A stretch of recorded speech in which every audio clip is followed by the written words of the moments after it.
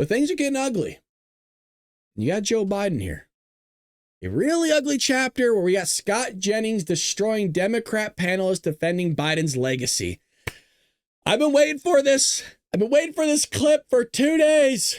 I haven't seen it yet. I've been holding off. It's like a movie trailer. Scott Jennings. Just, here's CNN. Here's Scott. Just,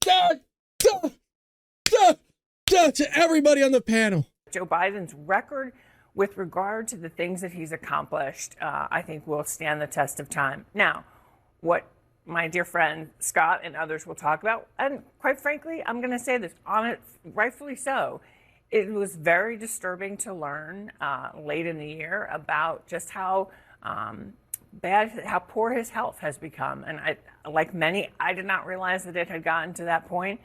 That being said, I think he showed up for the job. He got the work done. I think some of the accomplishments also in the Middle East and foreign policy will also stand the test of time. You think the Middle East is in better shape today than when he took office? Well, I think he got our hostages home. I think that's a big deal. I think it's important. I'm sorry, which hostages? He's gotten a number of people home. He was able. There's still 100 people over there. Well, there were more than including some Americans. Look, I think he's gonna leave office in disgrace. The Hunter Biden pardon was disgraceful. He's going to be remembered largely for inflation and for the disastrous Afghanistan pullout. And I think as we continue to, we're just getting the first draft of this now, but as we continue to learn about the massive cover-up that went on, not about his health, but about his mental acuity, to cover that up, the efforts that were undertaken by the White House staff, by his family, not in the last couple of months, but for all 4 years, I think it's going to be a really ugly chapter. It's a diminished presidency because of it. And I think we still don't know the full extent of what they did to try to hide what they've been doing over in the West Wing. So I think leaving in disgrace is when you have an insurrection at the Capitol. Like, that's leaving in disgrace. Being impeached twice is leaving in disgrace. So that's a difference. I think Joe Biden's going to be remembered in the short term for what you were talking about, whether or not he had the capacity to lead, who knew what when. I mean, there are many people outside of the very small network of Anita Dunn and Valerie Biden Owens and Jill Biden and Hunter. There aren't many people who knew the concerns that were there or whether or not he was up or fit for the job. And so those questions will be asked. Over the long term, this is somebody a lot like Mitch McConnell. You don't necessarily have to agree with everything they stood for. You don't have to agree with every vote, but you always knew they put the American people first. Who was that? Who was that? Well, and Scott, well done. But that lady goes, well, Joe Biden showed up. No, he didn't. What? They just got done running the analysis on Joe Biden's presidency. The dude's taken more vacation than any sitting president in American history. This guy went on vacation again. Folks, he's been on vacation more than 40% of his presidency. Look at this. Here he is again. We'll get to more of it, but here he is again. On vacation. Now I'm blowing your eardrums out. Rip to everybody that had headphones in. Going down the short staircase again. Can we just emphasize that really quick, going down the short staircase?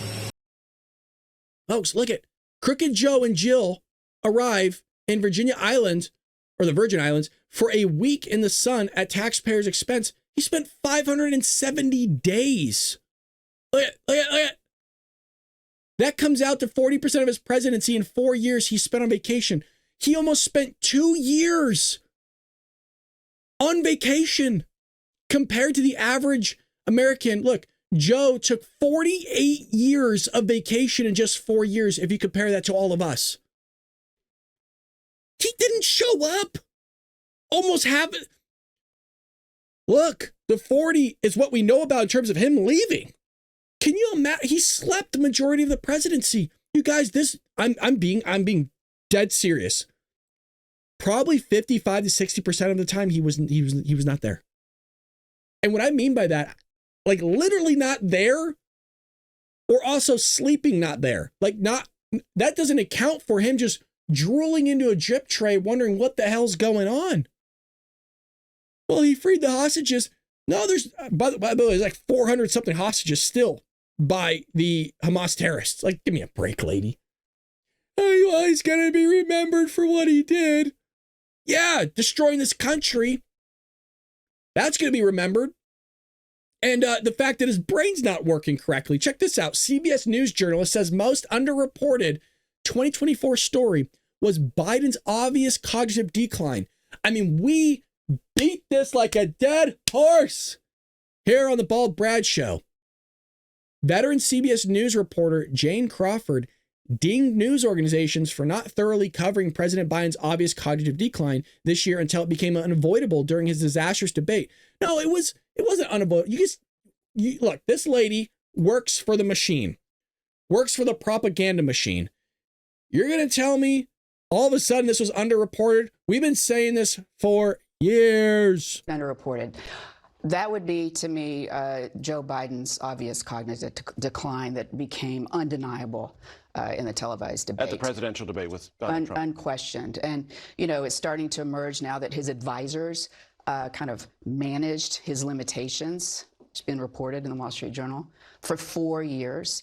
And yet he insisted that he could still run for president. We should have much more forcefully questioned whether he was fit for office for another 4 years, which could have led to a primary for the Democrats. It could have changed the scope of the entire election. Yet, still, incredibly. You see the smirk that Ed O'Keefe is doing? Ed O'Keefe questioned the White House on Joey's cognitive decline. I like Ed O'Keefe, by the way. He actually is pretty good at his job, believe it or not. He's pushed back probably at some points harder than Peter Doocy has. He's a good reporter in some way. I'm not saying all the time, but he's smirking here because he's like, yo, lady, our outlet covered it up. Incredibly, we read in the Washington Post that his advisors are saying that he regrets that he dropped out of the race. You know, that he thinks he could have beaten Trump. And I think that is either the... Oh, God, can you believe it? Look at his face. Like, what the hell? That he dropped out of the race. You know, that he thinks he could have beaten Trump. And I think that, you know, that he thinks he could have beaten Trump. And I know that he thinks he could have beaten Trump. And I, you know, that he thinks he could have beaten Trump. And I think that is either delusional or they're gaslighting. President Biden has said repeatedly. That says it all right there. White House correspondent Ed O'Keefe listening to Jane Crawford, whatever the hell her name was, of CBS, going, she don't know what the hell she's talking about. We were all part of the cover-up. Yeah, he's biting his lip big time. Yep, that is correct. See, we're live. I see you guys in the chat. Don't think I don't read it. When I'm looking over here, I'm reading what all the stuff we're writing, folks. I see you. I see it big time. So a lot of people are commenting on this whole thing on X. CBS journalist, Biden's cognitive decline, most underreported story of the year. Well, there's a lot of underreported stories because they didn't want to get it out to the American people because the American people wouldn't vote for the guy again. It was all propaganda. It was all a machine, all a big machine. They all work in unison with one another. I hope you enjoyed that clip from the Bald Brad Show. If you did, make sure to hit that subscribe button so you can stay up to date on all our future content.